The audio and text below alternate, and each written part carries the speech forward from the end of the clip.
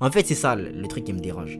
C'est de s'acheter des trucs que tu t'as pas les moyens de te les payer. Genre. Tu t'achètes des trucs, tu peux pas te les acheter à la base. Et tu vas quand même flexer dehors que tu es là. Alors qu'à la base, tu ne peux pas. Le problème des facilités de paiement, c'est qu'aujourd'hui, on a rendu accessible tout plein de trucs à la base, ils sont pas censés être accessibles.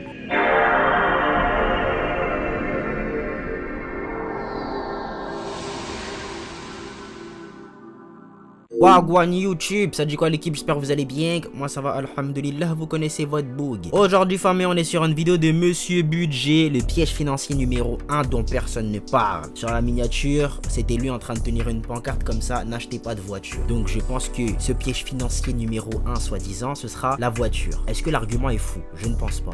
Parce que la voiture c'est quoi? Maintenance de la voiture, bon, déjà l'achat même de la voiture, voilà c'est quand même une dinguerie, c'est entre 1000 pour une voiture bien gaze jusqu'à... vas-y, on dit qu'on est dans les boucs qui essayent de faire des économies. Grand max, tu vas peut-être jusqu'à 10 000, 15 000, ok? Donc l'achat de la voiture, la maintenance de la voiture, l'essence, toutes les semaines, là t'es peut-être à 60 € le plein, 50 € le plein. Et l'assurance, je crois qu'il y a tout ça minimum à assumer. C'est une dinguerie.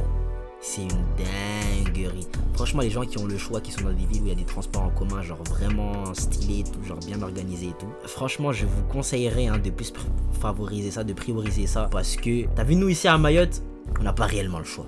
T'as pas de voiture ici, t'es vraiment foutu. Or que ceux qui sont dans des villes où vraiment les transports en commun ils sont là, et qui se disent quand même qu'ils vont utiliser leur voiture et tout quotidiennement, je trouve ça un peu bête. Si t'as les moyens, fais-toi plaisir, les transports en commun c'est vraiment pas drôle. Voilà, c'est pas drôle les transports en commun. Mais si t'as pas les moyens et que tu te permets quand même d'utiliser ta voiture et que tu te plains ensuite à la fin que t'as pas d'argent, il y a un effort que tu peux faire, c'est de prendre les transports en commun. Si t'es pas prêt à le faire, c'est que tu veux pas garder cet argent. Donc maintenant, libre à toi de prendre conscience ou non de ça en fait. On va voir ce que Monsieur Budget a à nous dire sur le sujet. Installez-vous confortablement, petite boisson, petite collation, vous connaissez la chanson. C'est parti, let's go. Si tu ne veux pas être comme tout le monde, tu dois éviter le piège financier numéro 1 dont personne ne parle. Regarde ce graphique, ça montre comment un ménage dépense son argent chaque mois. Et il y a une catégorie particulière qui anéantit C'est quoi le tes big chances orange là? d'investir et de t'enrichir. On va décrypter ça ensemble. En numéro 1, tu as le logement. Là-dessus, tu as Ok, très peu de ouais, levier ça me pour semble logique. réduire cette charge. Tu peux difficilement réduire cette dépense à moins d'habiter dans une plus petite surface ou dans un endroit moins coté. Après, tu as... Habiter chez ses parents, c'est bien. Habiter chez vos parents. En fait, le 26%, vous l'enlevez directement. Voilà. Il y a plus de 26%. toutes les autres factures. Là, tu vas pouvoir comparer les prix, faire jouer la concurrence pour réduire le plus possible les charges. Mais il reste encore une dépense, le transport. Entre le crédit auto, l'assurance, l'entretien, les frais de parking, les réparations, c'est le deuxième Ah poste de ouais. dépense le plus important dans les ménages français. Tout ça pour un bien qui perd de la valeur chaque jour. Pour acheter une voiture neuve en 2025, il faut débourser 34 000 €. En 2020, c'était 28 000 € et en 2015, c'était 24 000 €. Dans cette vidéo, en 3 parties, on va voir pourquoi ce problème prend de plus en plus d'ampleur aujourd'hui. Ensuite, le piège dont presque personne ne parle. Et enfin, on va voir combien coûte réellement une voiture sur 5 ans et comment tu peux éviter de tomber dans ce cycle. Partie 1, pourquoi ce problème prend de l'ampleur? Si ce phénomène prend de l'ampleur aujourd'hui, c'est pas un hasard. Depuis 2005, le montant des crédits ne cesse d'augmenter. Forcément, avec l'augmentation des prix des voitures, le crédit ne fait qu'augmenter. Et si on veut réduire la mensualité, on va augmenter la durée du crédit. Et faire ça, c'est encore pire. Et surtout, une chose importante, le crédit, c'est devenu une norme pour acheter une voiture. Il suffit de voir tous les commentaires que je reçois dans mes vidéos quand je dis qu'il ne faut pas faire de crédit pour une voiture, pour comprendre que c'est devenu la norme. Les gens ont accepté d'acheter des voitures à crédit. Mais je vais te montrer tout de suite. Moi, acheter quoi que ce soit à crédit, c'est un truc que j'ai pas envie, ça me traverse l'esprit, tu vois. Non, non merci, genre, bon, déjà d'un point de vue religieux, c'est pas bien, c'est pas ouf. T'as vu, mais même sans ça, j'ai pas envie, frère. Pourquoi c'est une fausse bonne idée de faire ça? Et comment tu peux faire pour ne plus acheter ta Parce qu'à la fin, tu te retrouves à payer plus que ce que t'es censé payer, tu vois. voiture à crédit. Avant, on achetait une voiture pour aller travailler. Aujourd'hui, beaucoup travaillent pour payer leur voiture. En 2026, si on prend l'exemple d'une voiture neuve à 34 000 €, le crédit auto, il va se situer entre 540 et 650 €. Et ça, c'est uniquement pour la voiture, juste le remboursement du crédit. À ça, tu vas ajouter l'assurance, le carburant, les réparations, l'entretien, le stationnement. C'est-à-dire que t'as une voiture, tu l'as même pas payé totalement, genre. Très peu pour moi, la famille, très peu pour moi. Les imprévus, très vite on dépasse les 700 voire 800 euros par mois. Clairement, c'est le montant d'un loyer que les gens mettent dans une voiture. Et je te parle même pas de voiture de luxe, je te parle de voiture normale. Et sur plusieurs années, l'impact il devient massif. Mais pourquoi cette hausse continue? Parce que l'industrie automobile, elle te vend pas simplement un véhicule, elle te vend une image. Chaque année, cette industrie va investir des milliards en publicité. Est-ce que ça t'est déjà arrivé une fois de regarder une publicité sans voir une pub sur une voiture? C'est l'une des industries qui dépense le plus en pub. Et via la pub, elles essayent de te convaincre qu'une voiture peut transformer ton statut, que ça peut transformer ta confiance, que ça peut transformer ton image, parfois même ta vie sociale. Je m'en fous de ce que ça transforme chez moi, frère. Juste ramène-moi là où je dois aller. Qu'est-ce que je m'en bats les steaks? Oh. J'ai ma voiture pour que les gens me regardent ou pour que j'aille là où je dois aller? Et amoureuse. On te montre jamais les embouteillages du lundi matin, ni même les factures d'entretien imprévues. Ou encore, et là c'est une des choses qui te fait perdre beaucoup d'argent, la décote silencieuse. On te montre une route vide, un coucher de soleil, une sensation de liberté. En gros, on te vend du rêve. Et on t'associe inconsciemment réussite égale possession. Mais la réussite financière, elle ne dépend pas de ce que tu conduis. Et tu as la pression sociale qui va renforcer encore plus ce mécanisme. Personne ne va féliciter quelqu'un qui arrive en Clio 100% payé. Mais quelqu'un qui va arriver avec une BMW ou une Mercedes à crédit ou en leasing, là on va le féliciter. Et beaucoup vont immédiatement penser qu'il ou elle a réussi. Alors que dans bien des cas, la personne est simplement engagée sur 48 à 60 mensualités. Dans cette société de consommation, on confond souvent apparence de richesse et solidité financière. Il y a aussi... Pour moi, je m'en suis rendu compte déjà quand j'ai découvert les délires de leasing là. Quand j'ai découvert les délires de leasing. Oh là là là là là là, les gars. En fait, je vois vraiment les gens qui font des leasing pour tout et pour rien comme des bouffons. T'as vu quelqu'un qui a vraiment besoin d'une shop. Parce que ici, Ahmed, je vous promets, hein, c'est un besoin, vraiment besoin. Tu captes? Parce que moi, je fais pas encore confiance à ces transports en commun là, ils me font peur. Ils me font peur, je les aime pas là. Bref. Et même, vas-y, avoir sa chop et tout, c'est trop bien, tu vois. Ça veut dire quelqu'un qui estime, il a trop besoin de sa chop. Il fait son petit leasing et tout. Après, qu'il fasse pas un leasing sur une voiture, t'as les fous, tu vois. Genre, si t'as vraiment besoin d'une chop et que t'es logique, tu vas pas chercher la plus chère des chops. Maintenant, un boug. Ouais, moi, ce que je voulais dire, c'est ouais, quelqu'un qui fait ça et tout, je peux pas lui en vouloir. Parce que le besoin, il est réellement là, mais les moyens sont pas là, donc on lui offre une solution qu'il la prenne. Maintenant, quelqu'un qui fait un leasing sur une BM, une Mercedes, je sais pas, un iPhone 17 Pro Max, t'es bête ou quoi, frère? Et en plus, genre c'est quoi? La fonction, en fait, que tu cherches. Genre la fonction même d'un véhicule. Tu vois, de t'amener d'un point A à un point B. Genre, il y a d'autres véhicules qui le font très bien, qui sont moins chers. Mais toi, tu estimes avoir besoin de faire un crédit, un leasing pour choper un véhicule que tu ne peux pas te payer. En fait, c'est ça le truc qui me dérange. C'est de s'acheter des trucs que tu n'as pas les moyens de te les payer. Genre, tu t'achètes des trucs, tu peux pas te les acheter à la base. Et tu vas quand même flexer dehors que tu l'as. Alors qu'à la base, tu ne peux pas. Le problème des facilités de paiement, c'est qu'aujourd'hui, on a rendu accessible tout plein de trucs à la base, ils sont pas censés être accessibles. Tu vois? Il y a des trucs, frère.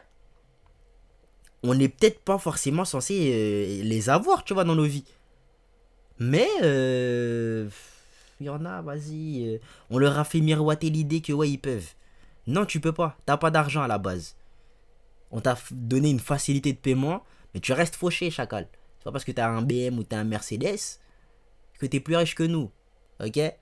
Le besoin de montrer un statut social, d'impressionner, montrer qu'on progresse, qu'on n'est plus comme avant. Et ça passe par changer. Chacal. Moi, Dieu merci, j'ai pas cette mentalité-là, les gars. J'avais une Suzuki Santana, les gars. La voiture, elle était plus vieille que mon père. La voiture, elle était vieille. T'as les fous, les gars. Et je la conduisais avec fierté. Bon, j'étais pas à l'aise dedans parce qu'il n'y avait pas la clim. Ok, ça, il faut le dire. Elle allait pas super vite, mais m'emmenait là où je devais aller. Donc, je pouvais pas me plaindre de cette chop, les gars. C'était une vraie chop. Tu captes? Une vraie de vraie. Je m'en plaignais pas, enfin, je sais pas si je m'en plaignais, mais c'était une chop, tu vois. J'allais pas commencer à dire, mais oui, j'aurais préféré avoir une Merco. Là, non. Cette voiture, elle m'emmenait là où je devais aller. À ce niveau-là, je ferme ma bouche, je ferme mon clapet. De véhicule régulièrement. En plus, on se lasse vite. C'est comme quand un enfant achète un nouveau jouet, il l'utilise et au bout de quelques jours, voire quelques semaines, il s'en lasse. Bah là, c'est pareil à l'âge adulte. Ce qui semblait exceptionnel Au départ, ça devient normal. Alors on monte en gamme, on change, puis on recommence encore et encore pour impressionner toujours plus. Parce que toi, quand tu vas faire ça, la société de consommation, elle aussi, va faire la même. Ton voisin va voir que tu as acheté telle voiture, il va acheter telle voiture, et ainsi de suite. Et ça va être une C'est un escalade problème de mentalité à la fin de la journée. Si tout le monde il est bête, qu'est-ce que tu veux, frère? qui va être néfaste pour ton porte-monnaie parce que tu vas devoir travailler toujours plus pour maintenir ce niveau de vie, voire l'augmenter. Et à chaque cycle, ça relance un nouveau crédit, une nouvelle mensualité et une nouvelle décote de ta voiture. Partie 2, le piège d'avoir un crédit supérieur à la valeur réelle de ton véhicule. C'est un phénomène dont on parle très peu. C'est le moment où ta voiture vaut moins que ce qu'il te reste à rembourser. Ah ouais, purée, je m'étais pas rendu compte, les gars. Ben c'est une folie si c'est vrai, wesh. C'est une folie de ouf. Ça veut dire, attends.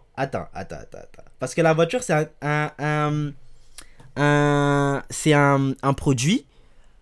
Quand tu l'achètes, à partir du moment où tu as posé ton QI à l'intérieur, il a perdu déjà de sa valeur. Tu vois? C'est pas comme une montre de luxe où quand tu l'achètes, plus le temps il passe, plus la valeur augmente. C'est pas le cas. Ou c'est pas comme une baraque, ok? La voiture, le fait même que tu es démarré avec la clé, elle perd de la valeur. Donc toi, à la fin, tu vas devoir payer. Imaginons que la voiture, quand tu as fait ton leasing, elle était à 38K. À la fin, quand tu l'auras utilisée et que, je sais pas, tu l'utilises pendant 1 an, 2 ans, tu es encore en train de la payer. Je sais pas combien de temps ça peut prendre un leasing sur une shop. Mais tu es là, tu es encore en train de la payer et tout. Elle a déjà perdu de la valeur, mais tu dois quand même la payer le même prix, même plus. Parce qu'un crédit, tu payes plus que ce que tu dois à la base. Purée, non. Je continue à me dire que ouais, c'est un move de bouffon de ouf de faire un leasing, les gars. Autrement dit, si tu revends aujourd'hui, tu vas devoir de l'argent à la banque. Et c'est pas rare. Plus le montant du crédit est important, plus les crédits sont longs, plus les décotes sont rapides, plus le risque est important. Je pense notamment à une cliente qui a revendu sa voiture qu'elle avait achetée à crédit. Elle a remboursé une partie du crédit, mais il lui reste toujours 6 000 € pour une voiture qu'elle n'a plus. Imagine la situation. Tu n'as plus le véhicule, mais tu continues à payer un crédit. Maintenant, je vais te parler du vrai coût réel d'une voiture. Pas le prix affiché, le coût réel sur 5 ans. On va prendre la Peugeot 2008, qui est l'une des voitures les plus vendues. Elle se situe aux alentours de 40 000 €. Damn! Ce truc-là, 40 000. Vas-y, libre à vous. Tu as la décote. En moyenne, la voiture va perdre 20 à 25% de sa valeur la première année. Et sur 3 ans, ça peut être la moitié de la valeur. Soit aux alentours 20 000 € de décote. Donc ton véhicule ne vaudra plus 40 000, mais 20 000 €. Et ça, c'est de l'argent qui disparaît silencieusement. Attends. Sur une année, là, on dit 3 ans, ça peut être la moitié de la valeur. Soit aux alentours 20 000 € de décote. Donc ton véhicule ne vaudra plus 40 000, mais 20 000 €. Et ça, ok, nice. Ok, ah, sur 5 ans, d'accord. Ok, bah, en fait, acheter des voitures kilométrées, finalement, est-ce que c'est une folie? Je pense pas. Je pense pas, parce qu'au bout de à la fin de la journée, elle roule pareil, hein. Elle roule tout pareil. Moi, si j'ai pas les moyens de me payer un truc, j'accepte cette réalité. Je suis fauché, j'achète ce que je peux m'acheter. ça, c'est de l'argent qui disparaît silencieusement. Ensuite, autre coût, tu as l'assurance. Donc selon le profil, ça va être entre 800 et 1200 € par an. Sur 5 ans, à peu près 5 000 €. En 3, le carburant, entre 1500 et 2000 € par an selon l'usage. Donc sur 5 ans, c'est entre 7500 et 10 000 €. Ensuite, tu as l'entretien et les réparations. Ça va se situer aux alentours de 1000 € par an. Donc soit sur 5 ans, 5000 €. Et tu peux avoir des frais annexes comme les péages, la carte grise, ce genre de choses, les stationnements, etc. Et là, tu peux ajouter facilement entre 2 à 3 000 € sur 5 ans. Donc si on fait le total réel, on arrive à un coût réel d'environ 40 à 50 000 € sur 5 ans. Autrement dit, en 5 ans, ta voiture t'aura coûté le double de sa valeur. Partie 3, l'alternative intelligente. Maintenant, je ne suis pas en train de dire qu'il ne te faut pas de voiture. On a tous besoin d'une voiture pour se déplacer, pour faire ses courses, pour aller au travail. Mais il existe des alternatives intelligentes pour que ton véhicule te coûte bien moins cher. Plutôt que d'acheter une voiture neuve 40 000 € à crédit, tu vas plutôt acheter une voiture d'occasion cash qui va se situer entre 7 000 à 10 000 €. Et à ce prix-là, Ça me semble être la solution la plus logique. La plus logique de toutes les solutions logiques. tu as plein de modèles fiables largement suffisants pour ton quotidien. Tu as la Peugeot 208, la Citroën C3, la Dacia Sandero, la Hyundai i10, la Kia Picanto, la Renault Clio, la Renault Zoé. Et elles font exactement la même chose qu'une voiture neuve. Elles t'emmènent d'un point A à un point B. La grosse différence, c'est que tu n'as pas de mensualité sur 5 ans. Et ça change tout. Et si tu es un petit rouleur, tu peux prendre une voiture électrique type Renault Zoé que tu peux trouver entre 5 et 7. Ne parle pas de ce genre de sottises là, ok? Mais quoi? Mes moves de rat ont leurs limites, ok? Jamais je vais sur un moteur électrique, ça va pas ou quoi? Oh, on est chez les fous là?